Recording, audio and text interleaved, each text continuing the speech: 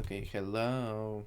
Nada más vamos a terminar el video. Three sets, you can think of it as forming the union of the first two sets and then taking the union with the third set.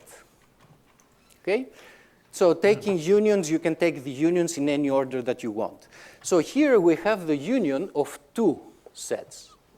Now, A, B, C are disjoint by assumption, or that's how I drew it. Yeah. So if A, B, and C are disjoint, then A union B is disjoint from C. Disjoint. So here we have the union of two disjoint sets. So by the additivity Disjoint just means that they are separate, they're not together. axiom, They're not the joint. probability of that union is going to be the probability of the first set plus the probability of the second set. And now I can use the additivity axiom once more to write that this is probability of A plus probability of B plus probability of C. So by using this axiom, which was stated for two sets, we can actually derive a similar property for the union of three disjoint sets. And then you can repeat this argument as many times as you want. It's valid for the union of 10 disjoint sets, for the union of 100 disjoint sets, What about for the 1000? union of any finite number of sets. So if A1 up to IN are disjoint, Yeah. As long as you fucking just. then the probability of A1 union AN is equal to the sum of the probabilities of the individual sets. Okay.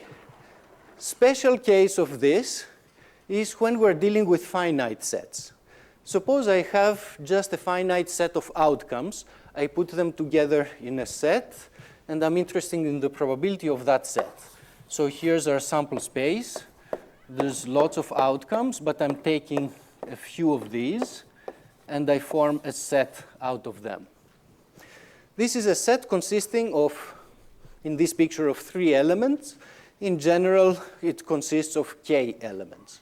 Now, a finite set, I can write it as a union of single element sets. So this set here is the union of this one element set together with this one element set together with that one element set. What are we talking about now? So We're the talking about total the same thing or probability what? of this set Union of finite sets. All the shit is, yeah, it's the same. Finite is going to be the sum of the probabilities You of just- the one element sets. You're just talking about. Now, probability of a one element set, Oh, we're talking you about need to use the elements. brackets here because probabilities are I mean, assigned yeah, you need to, but because niggas are lazy. to sets. But this gets kind of tedious. Yeah. So here one abuses notation a little bit, and we get rid of those brackets and just Yeah. write probability of this single individual outcome. In any case, conclusion from this exercise is that the total probability of a finite collection of possible outcomes, the total probability is equal to the sum of the probabilities of individual elements. The sum probability. So these are basically the axioms of probability theory, or, well, they're almost the axioms. There are some subtleties that are involved here. One subtlety is that this axiom here doesn't quite do the job for everything we would like to do, and we're going to come back to this at the end of the lecture. A second subtlety has to do with weird sets. We said that an event is a subset of the sample space, and we assign probabilities to events. Does this mean that we are going to assign probability to every possible subset of the sample space? Say that shit again. And we assign probabilities to events. Does this mean that we are going to assign probability to every possible subset of the sample space? Oh, subset. We should. Ideally, we would wish to do that. Yeah. Unfortunately, this is not always possible.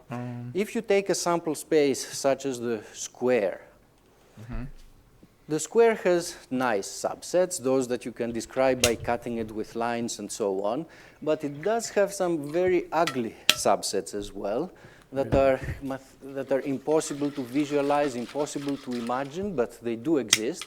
And those very weird sets are such that there's no way to assign probabilities to them in a way that's consistent with the axioms of probability.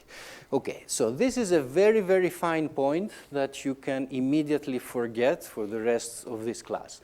You will only encounter these sets if you end up doing doctoral work on the theoretical aspects of probability theory. Cool as fuck. So, so it's just a mathematical subtlety that some very weird sets do not have probabilities assigned to them. Some sets do not have Probability theory.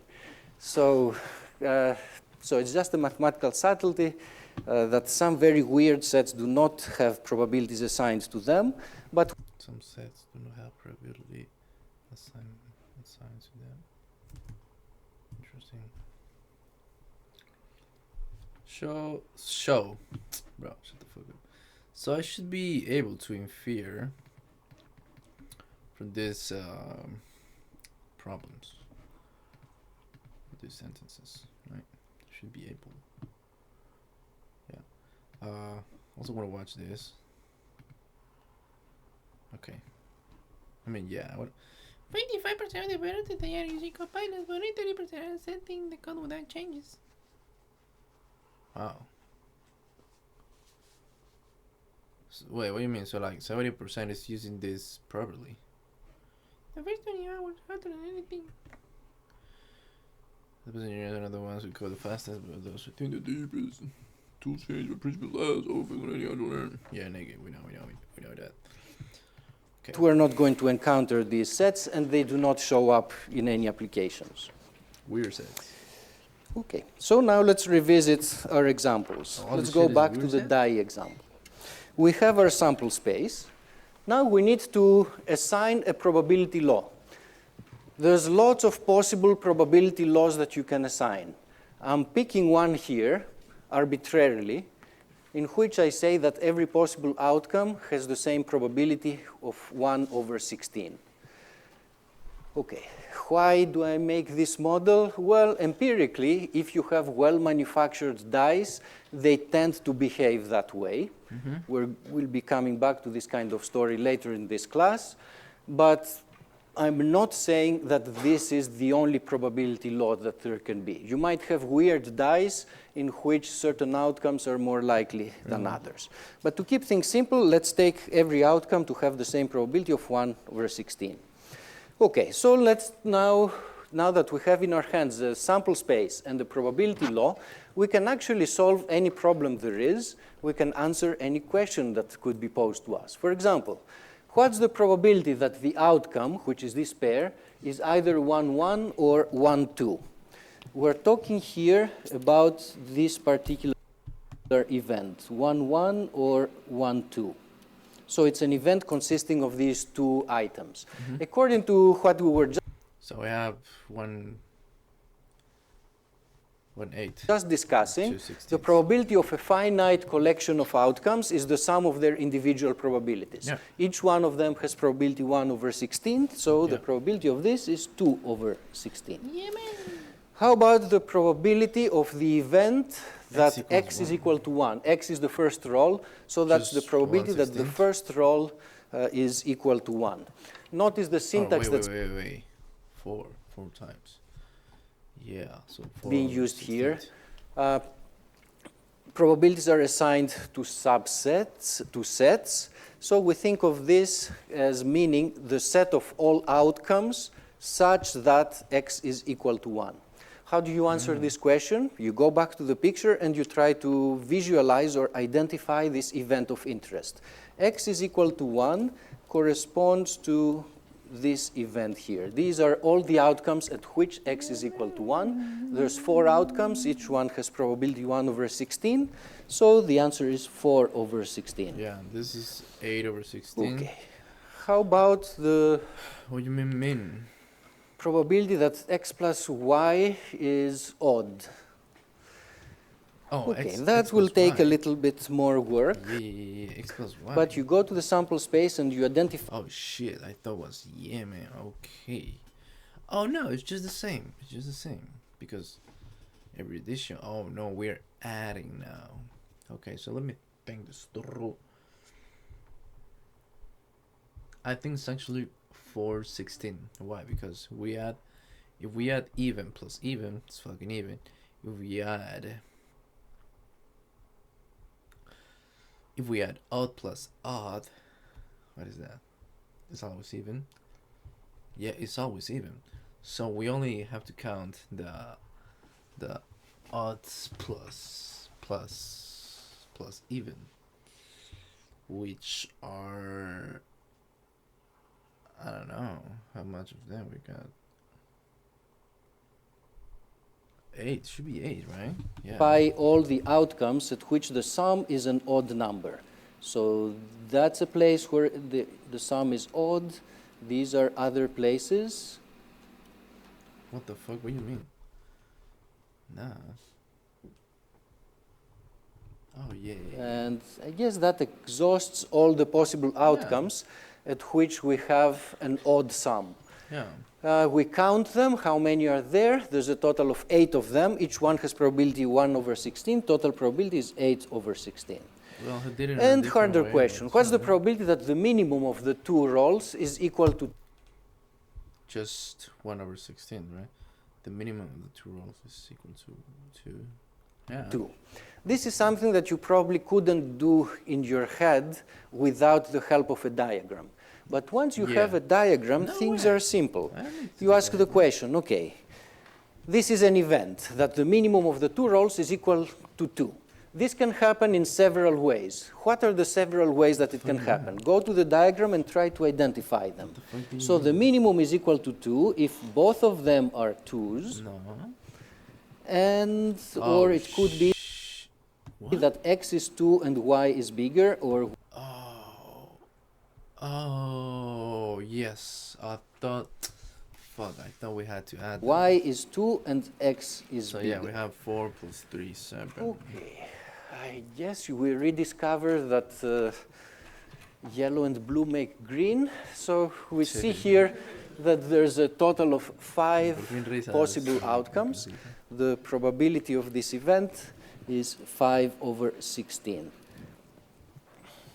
Simple example. Yep. But the procedure that we followed in this 5. What do you mean 5? What the fuck you mean 5? The fuck you mean 5, bro? What about this too?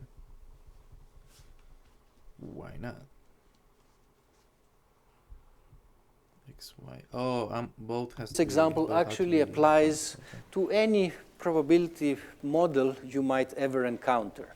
You set up your sample space, you make a statement that describes the probability law over that sample space, then somebody asks you questions about various events. You go to your pictures, identify those events, pin them down, and then start kind of counting and calculating the total probability for those outcomes that you are considering. So tomorrow we're going to do that. This example is a special case of what is called the discrete uniform law. Doesn't seem hard at all. This model obeys the discrete uniform It's going to be fun though. Yeah. law if all outcomes are equally likely. It doesn't have to be that way. That's just one example of a probability law. But when things are that way, if all outcomes are equal, So discrete is basically integers. Continuous is, I mean, I don't want to just like minimize to this, but yeah, continuous is like equally I guess, likely, and we have n of them, and you have a set A that has little n elements, then each one of those elements has probability 1 over capital N, since all outcomes are equally likely. And for probabilities to add up to 1, each one must have this much probability. And there's little n elements. That gives you the probability of the event of interest. So problems like the one in the previous slide, and more generally of the type described here under a discrete uniform law, these problems reduce to just counting. How many elements are there in my sample space? How many elements are there inside the event of interest? Counting is generally simple, but for some problems it gets pretty complicated. And in a couple of weeks we're going to have to spend the whole lecture just on the subject of how to count systematically. Now the procedure we followed in the previous example is the same as the procedure you would follow in continuous probability problems. Yeah, okay. Decimal. So going back to our dart problem, we get a random point inside this square. That's our sample space. We need to assign a probability law. For lack of imagination, I'm taking the probability law to be the area of a subset. So if we have two subsets of the sample space that have equal areas, then I'm postulating that they are equally likely to occur. The probability that I fall here is the same as the probability that I fall there. The model doesn't have to be that way. But if I have sort of complete ignorance of which points are more likely than others, that might be the reasonable model to use. So equal areas mean equal probabilities. If the area is twice as large, the probability is going to be twice as big. So this is our model. We can now answer questions. Let's answer the easy one. What's the probability that the outcome is exactly this point? That, of course, is 0, because a single point has 0 area. And since probability is equal to area, that's 0 probability. How about the probability that the sum of the coordinates of the point that we got is less than or equal to 1/2? How do you deal with it? Well, you look at the picture again, at your sample space, and try to describe the event that you're talking about. The sum being less than 1/2 corresponds to getting an outcome that's below it is a triangle, but okay. This line, where this line is the line where x plus y equals to 1/2. So the intercepts of that line with the axis are 1/2 and 1/2. So I think I think this is not proportional, right? Yeah, it does that. But okay. X plus y. You describe the event visually, and then you use your probability law. The probability law that we have is that the probability of a set is equal to the area of that set. So all we need to find is the area of this triangle, which is 1/2 times 1/2 times 1/2.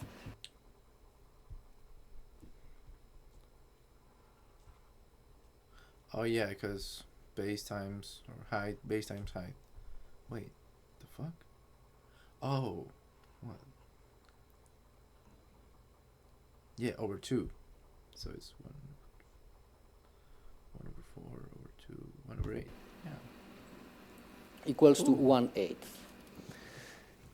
Okay. Moral from these two examples is that it's always useful to have a picture and work with a picture to visualize the events that you're talking about. And once you have a probability law in your hands, then it's a matter of calculation to find the probabilities of an event of interest. The calculations we did in these two examples, of course, were very simple. Sometimes calculations may be a lot harder, but it's a different business. It's a business of calculus, for example, or being good in algebra and so on. As far as probability is concerned, Wait, hold on. Matter of calculation to find the probabilities of an event of interest. The calculations we did in these two examples, of course, were very simple. Sometimes calculations may be a lot harder, but it's a different business. It's a business of calculus, for example, or being good in algebra and so on. As far as probability is concerned, it's clear what you will be doing, and then maybe you're faced with a harder algebraic part to actually carry out the calculations. The area So I don't get it. Do we need to know of a triangle is easy to compute. If I had put down a very complicated shape, then you might need to solve a hard integration problem to find the area of that shape. But that's stuff that belongs to another class that you have presumably mastered by now. Good. Okay, so now let me spend just a couple of minutes to return to a point that I raised before. I was saying that the axiom that we had about additivity might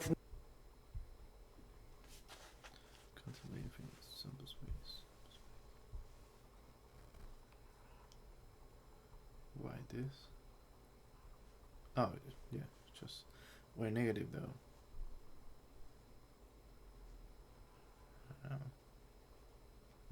Because it is decreasing. Not quite be enough. Let's illustrate what I mean by the following example. Think of the experiment where you keep flipping a coin and you wait until you obtain heads for the first time. What's the sample space of this experiment? It might happen in the first flip, it might happen in the 10th flip. Heads for the first time might occur in the millionth flip. So the outcome of this experiment is going to be an integer, and there's no bound to that integer. You might have to wait very much until that happens. So the natural sample space is the set of all possible integers. Somebody tells you some information about the probability law.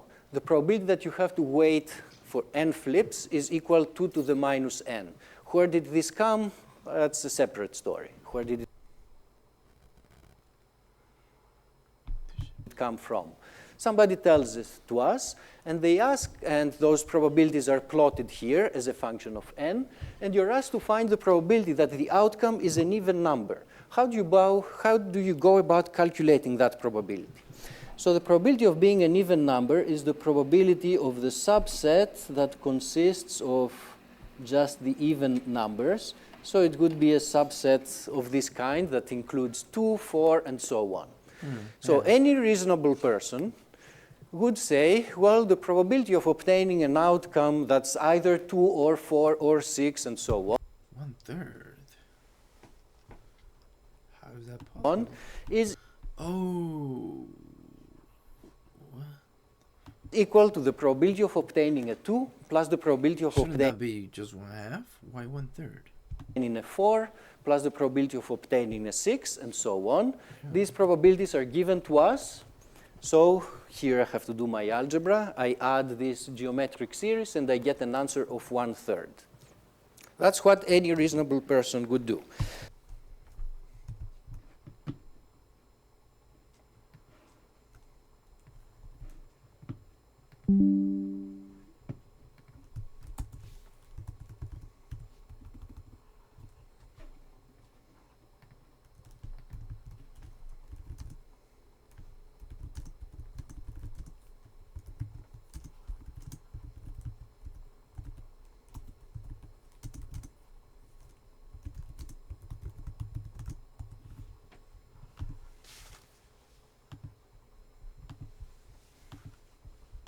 But a person who only knows the axioms that I posted just a little earlier may get stuck.